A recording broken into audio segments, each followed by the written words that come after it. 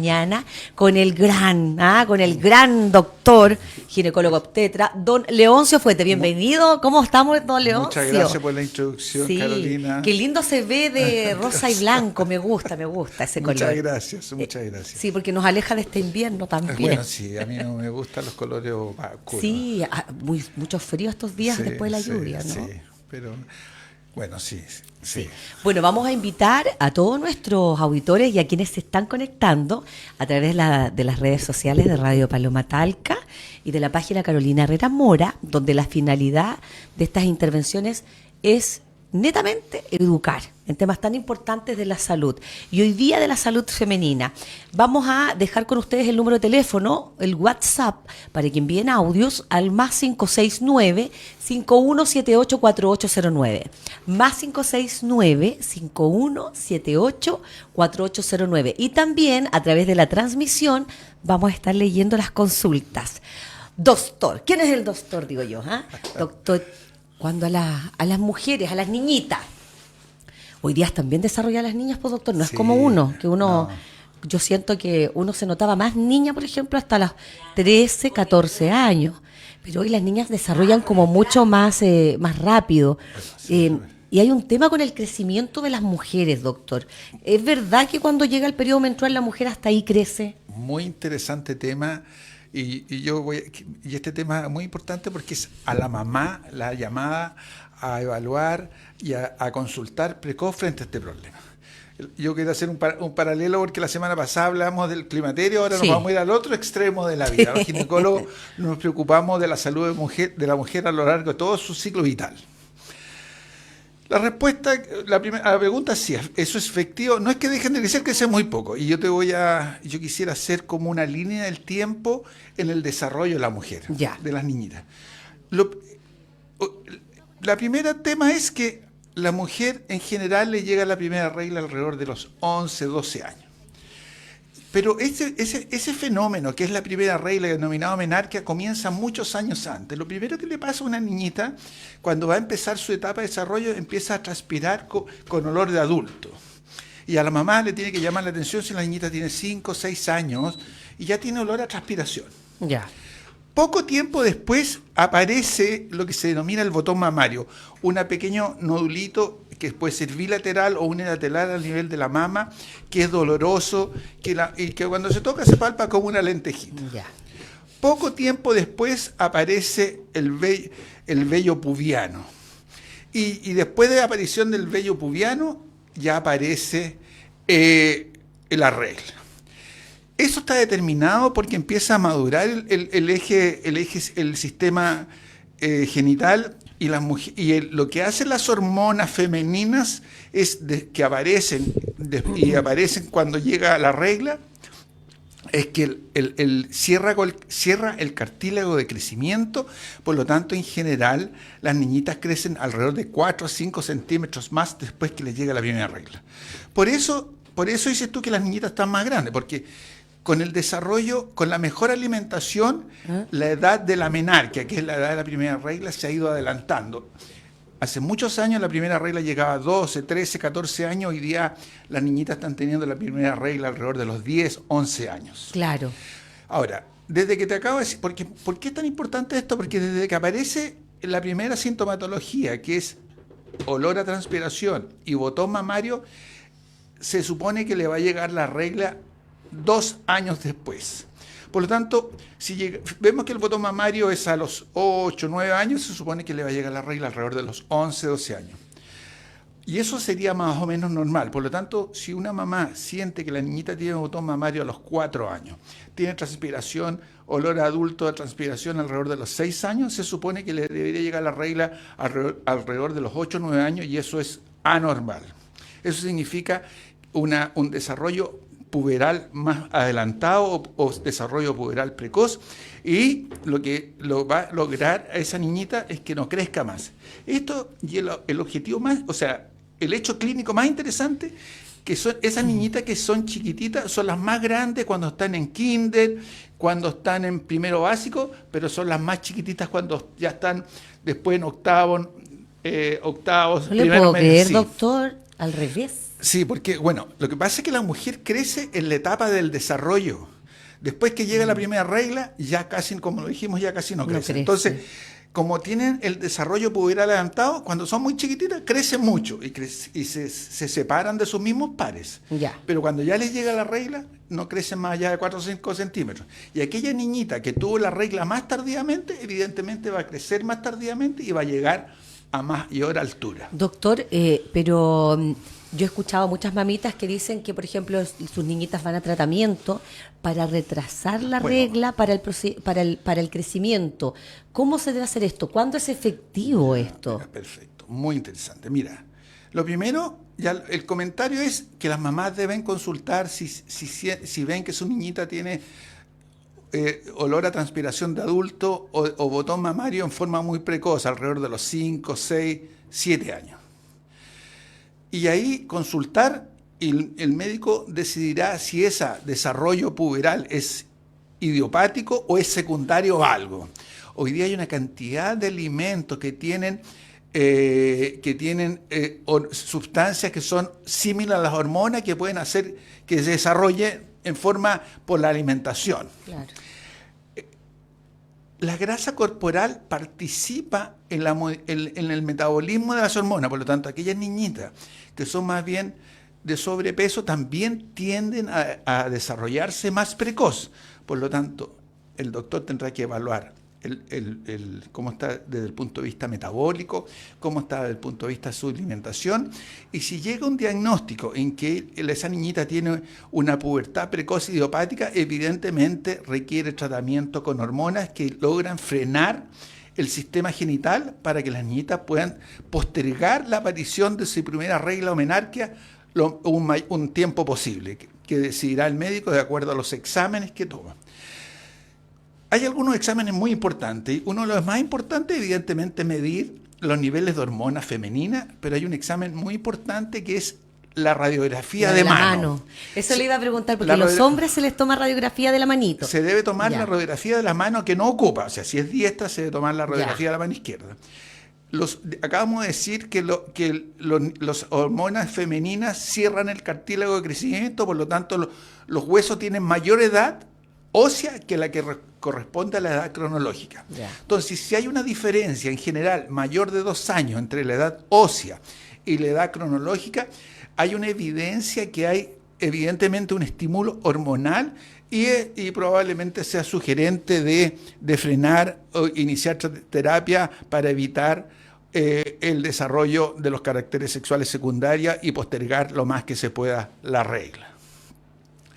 Es muy importante este tema porque las niñitas en general se sienten incómodas porque no están como con sus padres en edad precoz. Si uno hay que colocarle desodorante a una niñita de 5 años o tiene ya desarrollo mamario con el botón mamario, tiene que usar un pequeño sostencito y que le molesta, evidentemente la mamá deben consultar. Hay que consultar y sí. Pasa mucho que uno ve chiquititas las niñas y están muy desarrolladas, a diferencia de la época de nosotros, que el proceso era más lento, pese a que las mamitas eran más jóvenes, sí, eran madres antes. Yo insisto eso, el desarrollo por el tipo de alimentación que tenemos hoy día.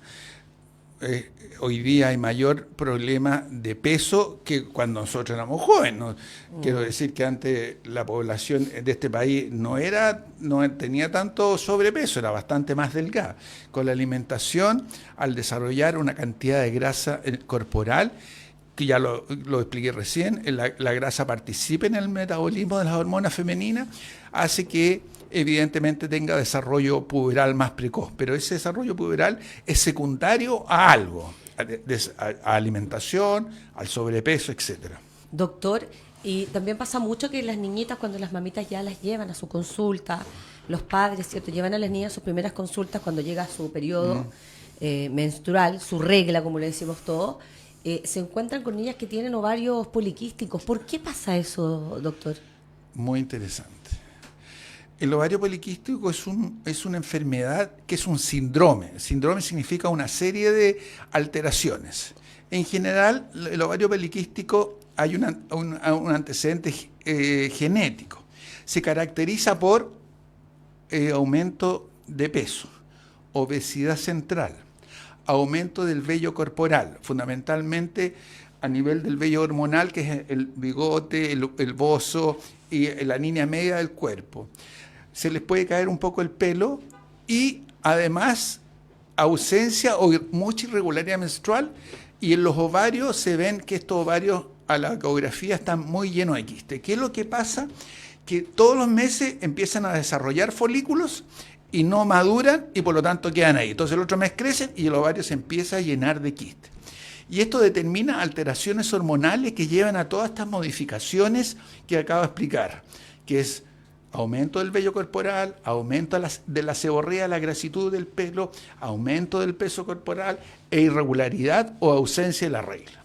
El ovario poliquístico, es muy interesante porque las niñitas que tienen ovario poliquístico cuando sean mayores van a tener mayor riesgo de desarrollar algunas complicaciones. Si una niñita no tiene regla o una mujer no tiene regla, no va a tener capacidad de embarazarse. Por lo tanto, en general, el ovario poliquístico se caracteriza por incapacidad para embarazarse. Si tiene aumento del peso y aumento de la obesidad central, tiene mayor riesgo de tener algunas enfermedades metabólicas como diabetes e hipertensión arterial. Y, por último, un cuadro que se ha denominado síndrome metabólico. Por lo tanto, es al ginecólogo captar estas pacientes y manejarlas desde el punto de vista metabólico para evitar que en un futuro desarrollen todos estos problemas metabólicos que puede llevar a alteraciones y riesgo de mortalidad en la mujer mayor. Doctor, ya, eso es una de las consultas porque aquí muchos auditores mamitas que nos hablan de sus hijos. Sí. Ovarios poliquísticos, ¿es doloroso para las niñas y niños? ¿Es verdad que las personas que tienen, las mujeres, ovarios poliquísticos, tienen tendencia a ser infértiles? Bueno, sí. ¿Es así? La regla regular significa que el sistema genital está funcionando bien. Al no tener regla y al tener regla muy ocasional, significa que el sistema no está preparado para el embarazo y por lo tanto un motivo importante de infertilidad o incapacidad para embarazarse es el ovario poliquístico. Sí, claramente, eso es así.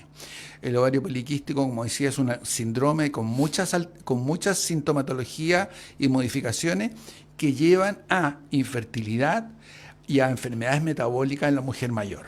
¿Y qué podría ser lo más grave, doctor, a futuro?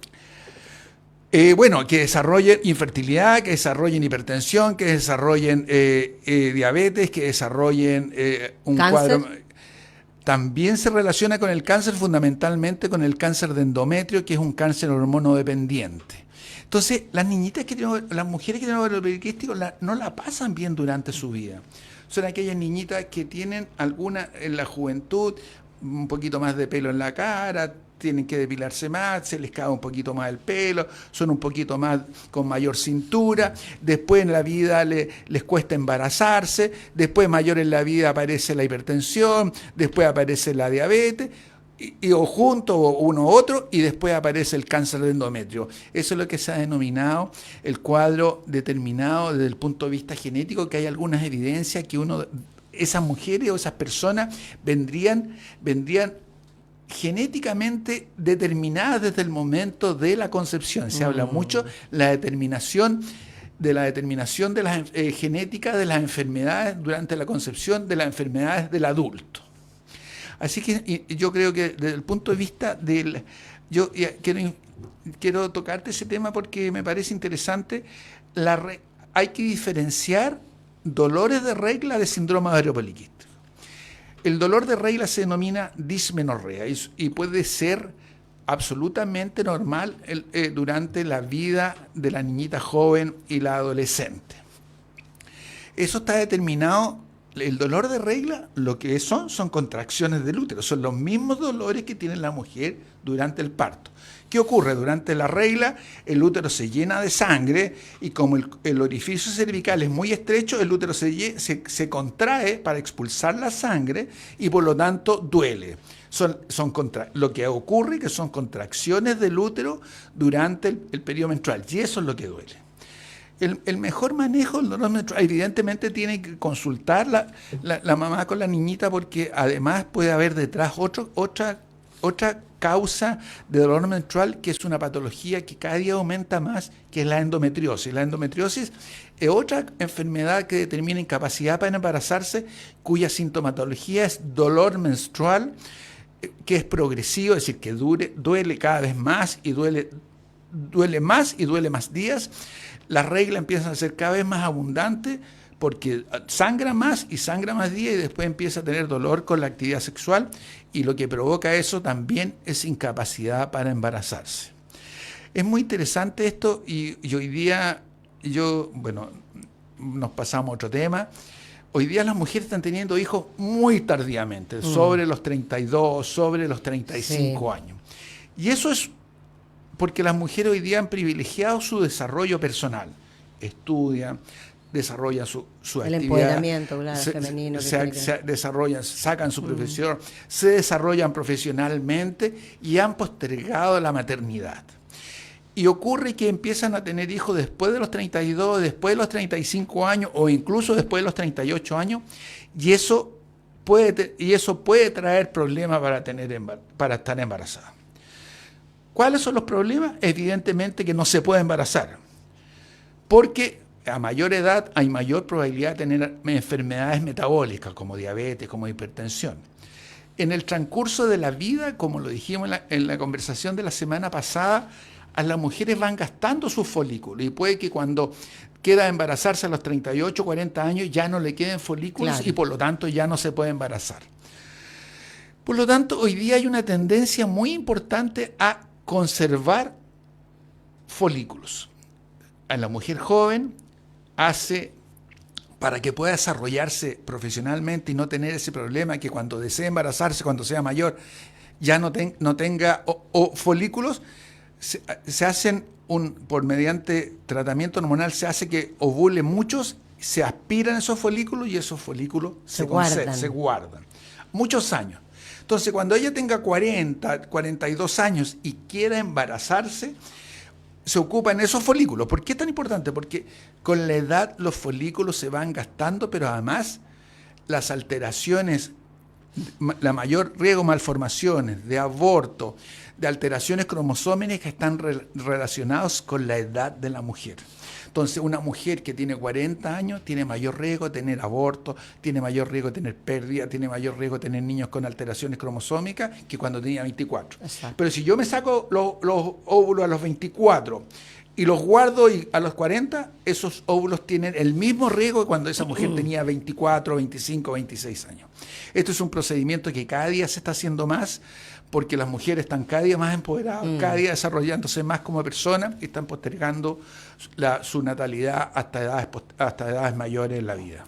Queremos agradecer este interesante bloque, nos va a dar para la próxima semana mucho que hablar, doctor. Sí. Estamos con el ginecólogo obstetra, ¿cierto? Don Leoncio Fuentes, muy reconocido en Talca, en nuestra región del Maule, y qué bonito que podamos educarnos de esta manera, hablando también de la salud femenina y sobre procesos que se viven en el día a día y que de repente se podrían subsanar desde un principio, desde la niñez. Sí, yo te diría que la labor fundamental del ginecólogo es de prevención. Es de prevención.